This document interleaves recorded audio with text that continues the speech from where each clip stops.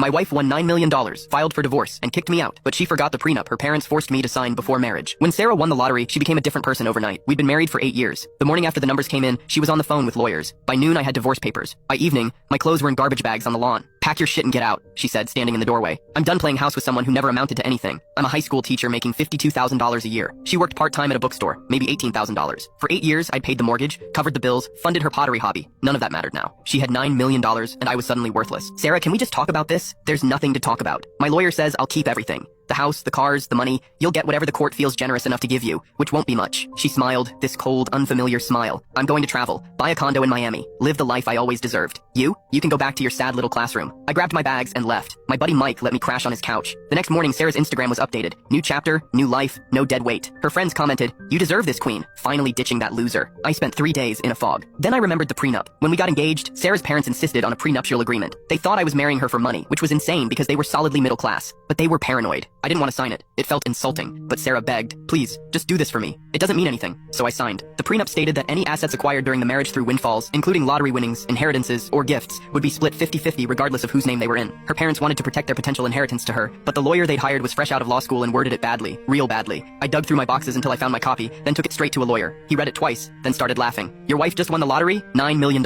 During your marriage? Yes. He laughed harder. She owes you half. This prenup is ironclad. She can't touch that money without splitting it with you. I filed a counter petition the next day, including the prenup as evidence. Sarah's lawyer called me within hours, voice tight. You need to withdraw this immediately. You're making a huge mistake. No mistake. Just enforcing the prenup her parents made me sign. That prenup was meant to protect her. Then they should have hired a better lawyer. Silence. Then, she'll fight this. Good. See you in court. The hearing was 3 weeks later. Sarah showed up in designer clothes, a new Rolex glinting. When she saw me, her face twisted with rage. Her lawyer argued the prenup was signed under duress, that it couldn't apply to lottery winnings. My lawyer presented the document and highlighted the relevant section. The judge read it carefully. The judge looked up, his gaze sweeping across the courtroom before landing on Sarah and her lawyer. The room was so quiet you could hear the hum of the air conditioning. Sarah's expensive Chanel suit seemed to stiffen in the silence, and the brand new Rolex on her wrist no longer gleamed triumphantly, but looked like a cold shackle. Regarding the claim that the agreement was signed under duress, the judge began, his voice steady and carrying undeniable authority. The plaintiff has failed to provide any evidence. From what this court can see, both parties were adults of sound mind at the time of signing, with no clear signs of coercion. He paused, picking up the prenup. As for the content, the terms are clear and unambiguous. Windfalls, including lottery winnings, inheritances, or gifts acquired during the marriage are to be split 50-50ths. The wording is remarkably straightforward. Sarah's lawyer jumped to his feet. Your Honor, that was never the intent. This court's duty is to interpret and enforce the terms as they are written, not to speculate on their intent, the judge interrupted, his tone bearing a trace of stern finality, especially when the terms are this clear. The document provided by the defendant is a legal and binding contract. Motion denied. The lottery winnings, after applicable taxes, will be divided equally pursuant to this agreement. In that moment, the color drained from Sarah's face. Her carefully maintained mask of arrogance shattered, revealing the shock and panic underneath. She whipped her head towards me, her eyes no longer filled with just anger, but with a kind of stunned disbelief, as if she'd been wounded by her own weapon. Her mouth, which had so recently spat the words, dead weight, hung slightly open, utterly silent. The following weeks were a chaotic tug of war. Sarah's lawyer tried to appeal, raising various technicalities, but it was all useless against the ironclad agreement. The media, smelling blood in the water, had a field day. Forgetful millionaire wife hoisted by her own prenup petard became a favorite local headline. Her social media friends, who had cheered you deserve this, queen, fell silent, their comments eventually disappearing altogether. Her promised new chapter, the Miami condo, the life she always deserved, evaporated rapidly under the combined pressure of the law and public scrutiny. Finally, settlement day arrived. After the federal and state taxes took their massive bite, the nearly $9 million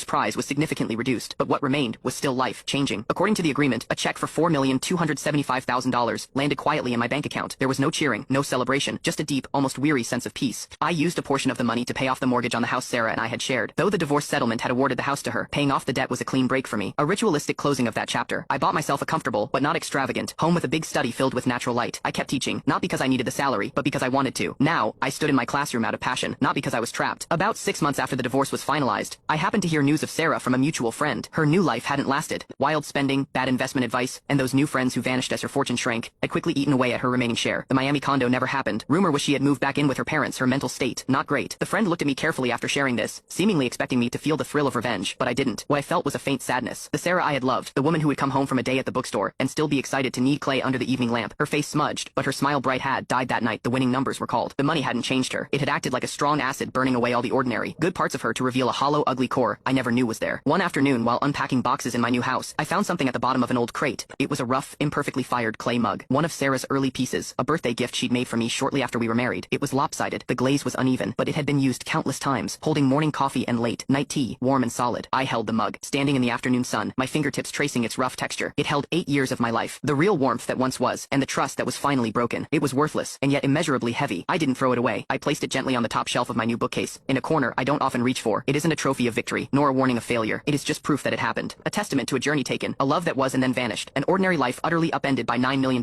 only to finally find its footing again. On the other side, I looked out the window at the sunset, painting the sky in warm shades of orange and red. Tomorrow, a classroom full of kids would be waiting for me. Life after its wild storm had finally returned to its proper calm and solid course. And peace, sometimes, is a richer prize than any jackpot.